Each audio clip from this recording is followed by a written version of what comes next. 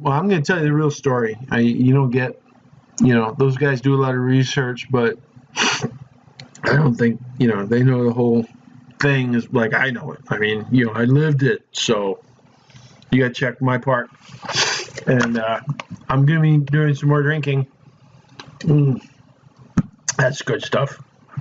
All right, so when I hit the thing, Grimy, do you get the thing? You're recording, aren't you? You better be recording. You idiot. I hate that guy.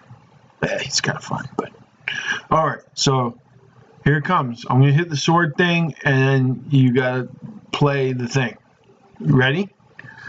3, 2, 1.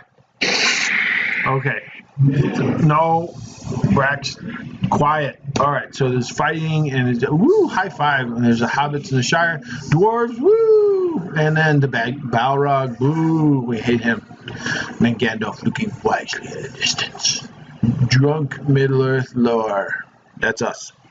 And this is chapter 2, Bree-sodded, I call it. See, it's supposed to be sodded.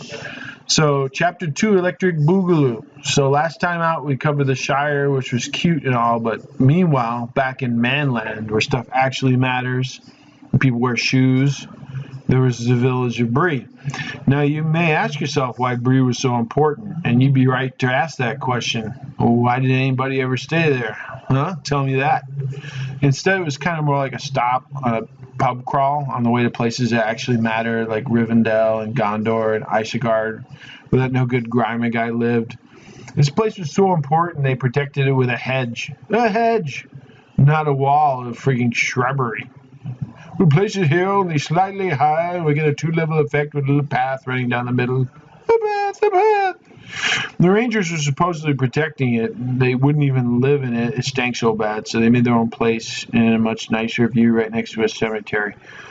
So, the Breelanders worship pigs. You saw the fountain, which is the culmination of all their decades of tradition, culture, and refinement. And when the Northern Kingdoms collapsed, Bree survived because most people forgot it was even there. So Bree became famous because it was the center of the 2 important crossroads, Addison and Sheffield. It's kind of like a mini mart that had 72-ounce big gulps. You got to stop, right? You just have to. So they invented smoking pipe weed. Yeah, right. And when they realized, wow, we're eating all these cheese doodles, that's not good. They gave it to the hobbits to take to the Shire, and that's why the hobbits always have the munchies and stuff. So now the only place to really hang out in the whole town was this rundown old shack called the Prancing Pony. And they had a cool sign, so they got some business by default. They tried to franchise it, but it never sold. And business wasn't great until the owner figured out he could cram extra hobbits in each room and double his revenues. But that backfired him when they started showing up at his all-you-can-eat breakfast buffets and Thursday dollar beer nights. Look, one drunk habit drank all that stuff and threw up on an RP minstrel trying to sing Greensleeves to a packed house. So the Nazgul is like a health inspector showed up, and he meant business. And he was joined by building inspectors and tax collectors, union bosses, county clerks, and all the legislated the crud out of the place, big government, and so forth. Most of them were looking for tax shelters and pension plans and government loopholes, maybe a magic ring that could rule the fate of the world.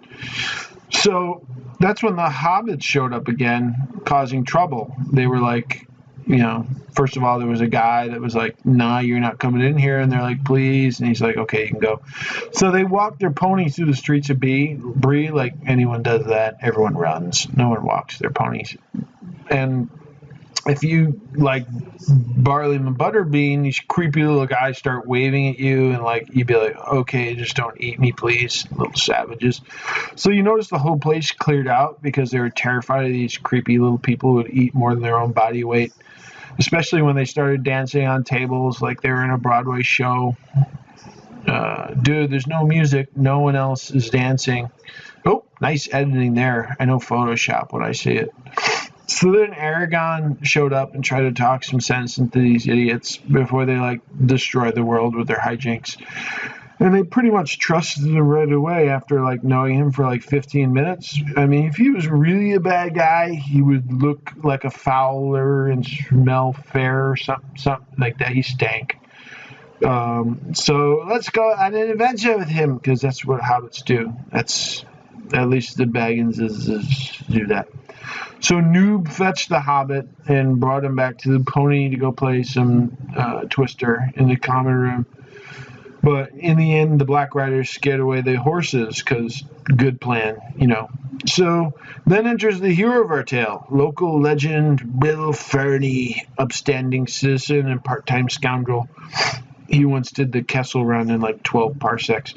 So you can see Sam chose this particularly appropriate time to take up animal husbandry, and typical of Tolkien, start another cross-racial love affair modeled after Beren Luthien. And know how the people talked. So Bree started immediately getting cooler after the hobbits left. These clubs popped up with these goth chicks and their seeing eye dogs, and they used to have these awesome concerts. People would hang out in the mosh pit, so they're mosh pitting there, and you can see people looking around, but the prancing pony was empty because no mosh pits. Boring. So the hobbits moved in and tried to buy low and scare off Butterbean. Booga, booga, booga, booga, booga, booga. But he wouldn't sell. He decided to stick around, try to build out those new franchises we were talking about using Thornley's construction company. Big mistake. He's currently bankrupt. So in the next episode, we're going to get away from these holes in the ground and head shanty towns and go someplace cool with dwarves. Woohoo! The Blue Mountains. That'll be awesome. Finally moving someplace cool. And there's just like all the people that worked on Middle-earth lore. There's all these buttons you can press. It's confusing. I don't get it. But you can do stuff. And then there's all the people that worked on this, the scene coordinator and the Tomiorks. And then there's the Boar Fountain Pipe Club. And Carvette's a man, apparently. And Pine Leaf is a Frodo. What? Then the Lonely Mountain Bang. They're cool. I like them people. Some of these people must be in the Screen Acting Guild. They get multiple things. And they're ripping off Mythgard Institute. I guess they helped. I don't know. Maybe write the script. But that's pretty much the whole video. And thanks for listening. And I think I'm going to go throw up. So tune in next time for Chapter 3, if there is a Chapter 3. And I hope it's funnier than this one. Talk to you soon.